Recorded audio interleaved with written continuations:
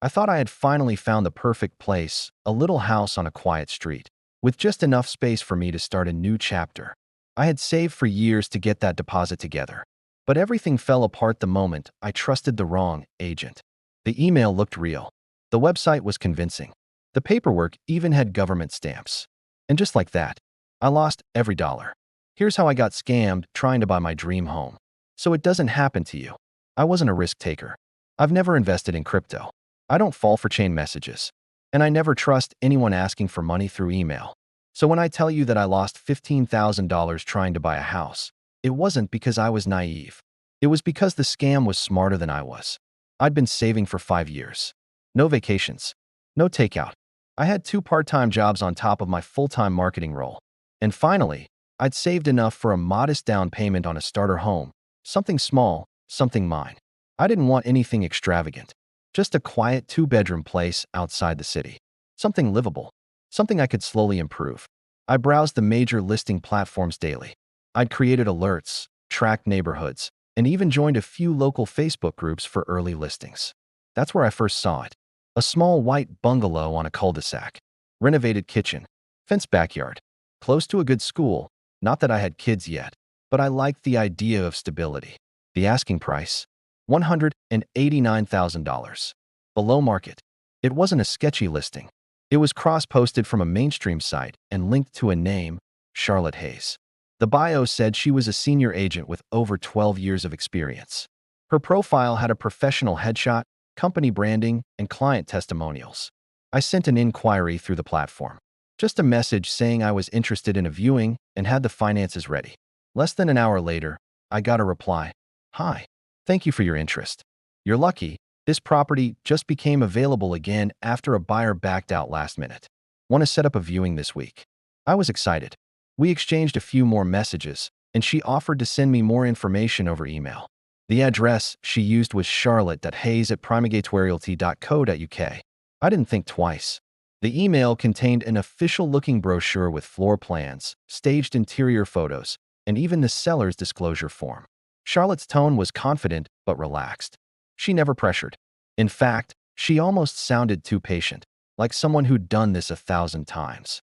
She explained the seller was relocating overseas and needed a fast sale. She mentioned that because the house was in demand, the seller was only accepting offers from buyers who could show proof of funds and place a refundable holding deposit. It wasn't mandatory, she said, just a way to avoid time wasters. That should have made me suspicious. But I had already started imagining furniture arrangements in the living room. I asked to visit the property. She said her assistant would meet me there since she was traveling between counties.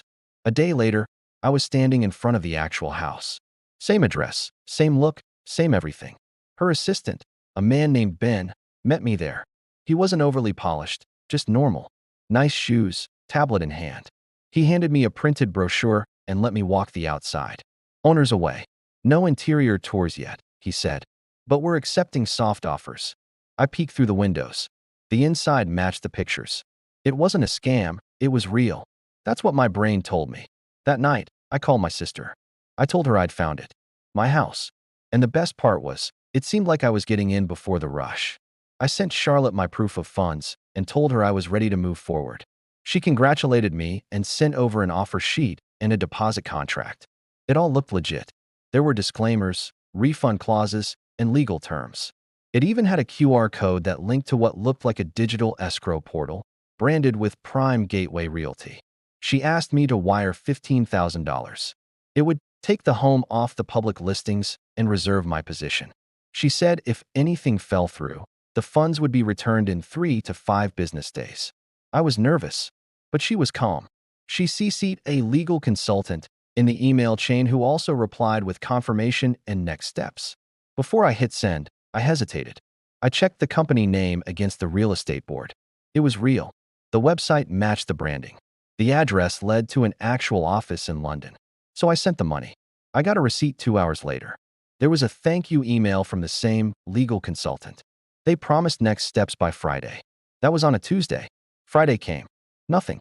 I emailed Charlotte. No reply. I called her number. Disconnected. I emailed the legal consultant. Bounce back error. Domain not found. I visited the house again.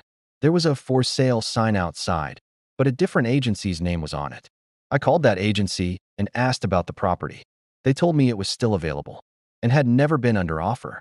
I explained that I'd already wired a deposit to someone claiming to represent it. The woman on the phone went silent.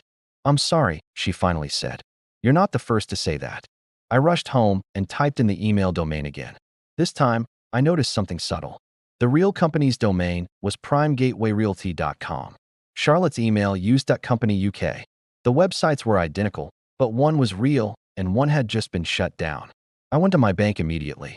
They froze my account temporarily, but said the money had already been pulled into a crypto exchange. Unrecoverable. I filed a report with local police. They took my statement, assigned a case number, and told me what I already knew. These scams rarely lead to arrests. I called my mom next, and that's when it hit me.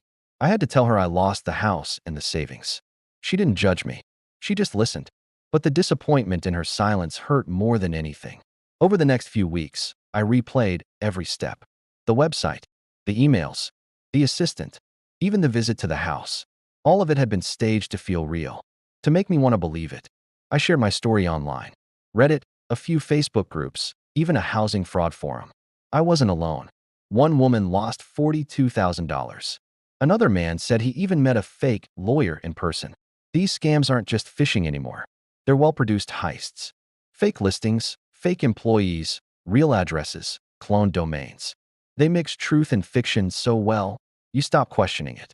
I'm still recovering. Emotionally, financially, but I'm more careful now. I don't click on real estate links from social media anymore. I double-check every agent and call offices directly. That house, it eventually sold. I see it on my walks sometimes. A young couple moved in. They painted the shutters blue. I sometimes wonder if they had to fight for it like I did, or if it just worked out for them. I try not to hold on to bitterness. I lost money, yes, but I almost lost trust. In people, in myself, in the idea of home. But I'm not giving up. I'm saving again. Slowly, carefully. And next time, I'll walk through that front door with the keys in my hand, not just hope in my chest. I tell this story not for sympathy, but for prevention. Because someone out there is right now talking to Charlotte Hayes, thinking this is finally their lucky break. If you're that person, stop, breathe, and check again. If you found this story helpful or eye-opening, please consider sharing it with someone who might be at risk. The more people know about these scams, the harder it becomes for scammers to succeed. And if you've experienced something similar or want to share your story to help others, send it to us at the email in the description below.